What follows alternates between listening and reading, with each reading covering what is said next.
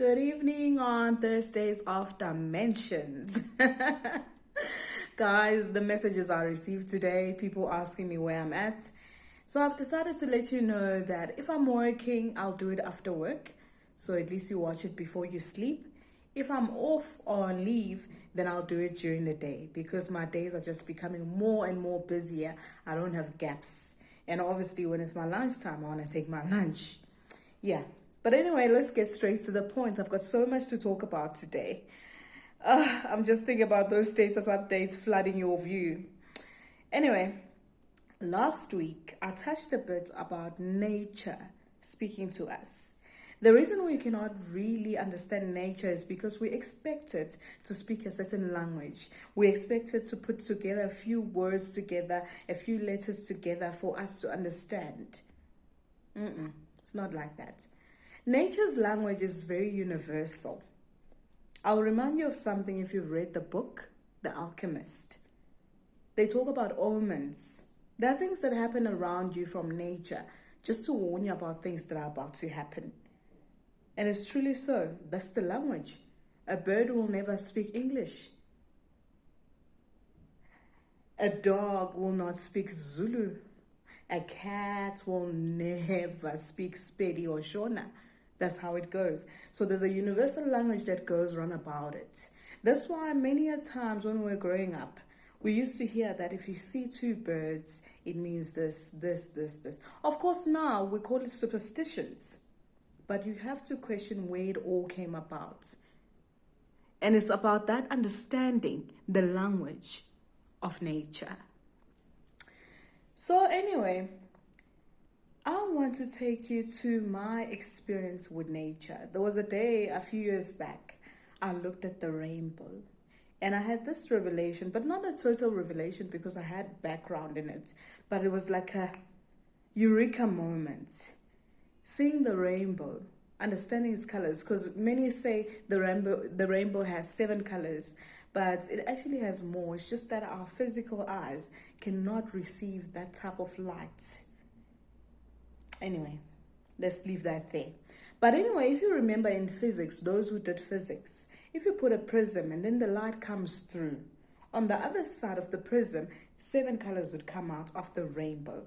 So the similar concept happens in nature when after rain and then the sun comes out and the sky is misty, then the rainbow would come about. And it goes in a way, in a concave way, just to shape sort of like around Earth, but it's actually depicting the prism that is around. Don't want to call it a prism anymore because the physics gurus are going to come back at me, but I think you catch my flow.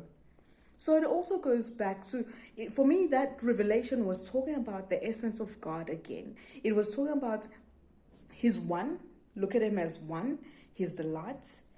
But in Him, there's 7 attributes. Let's say 7 because we can only see 7 colors. But there's so much more to Him. So much more. Just imagine if there's certain colors that your eyes cannot perceive. Your eyes, you can see, but your eyes cannot see a certain type of lighting.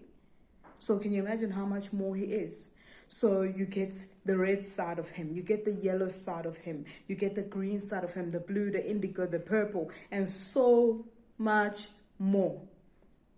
So never limit Him because He's limitless.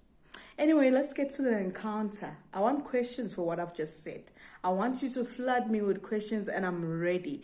And very soon we're going to start doing lives because I want to interact now. I want people to ask me questions. And obviously I don't have all the answers, but I can at least take you somewhere with the journey I've personally taken. Anyway, coming to the encounter of today. Remember we said we cannot limit Him, we cannot put Him in the box, and I've been drilling that each and every week. So I've been saying that He's symbolical, He's whatsoever. But today I'm also showing you that He can be exact. Anyway, quick one. I had a dream that a friend, who are we going to call her today? We're going to call her Harriet. It's one of the names I love. We're going to call her Harriet. So Harriet, I dream that Harriet is, I'm at her house and the husband comes in Remember now, I've never met physically Harriet's husband. I don't know how he looks. But I met this guy, he's very tall, dark, and handsome. And then we're sitting by the house, by the sofas. He comes in, he's so angry. He's literally telling Harriet, take everything and go. And he was taking everything in the bags, putting them outside, throwing them away. You could see that this person was angry about something.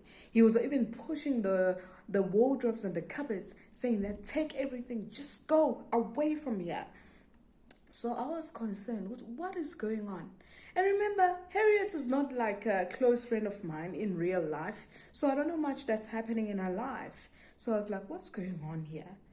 And then I decided to do what I usually do when I'm lazy to write down the dreams. Tell the person. In that way, I'll never forget. So anyway, get to work, meet up with Harriet. I'm like, hey, Harriet, I had this dream about you. Your husband was so angry. He was so livid about something. He was throwing everything outside and telling you to leave. So we need to pray. Just when I was telling her we need to pray, she says, Togo, we really do need to pray. Also, I cannot divulge the whole information because some of the people who are watching know who I'm talking about. So she was like, we need to pray because he's angry. He was angry at me. I don't know if she said last night or last week. He was angry at me about something. It went so sour. It went so bad. So you're actually seeing him. And when I gave her the description of how the guy looked, he said, that's my man. That's my man. So I was like, Lord, have mercy. Guys, you don't understand how the spiritual side fascinates me. I always try to balance things between the physical and the spiritual, but most of the time I get stuck in the spiritual. I get so excited, but I never meet people. I don't meet a lot of people who actually love the subject as much as I do.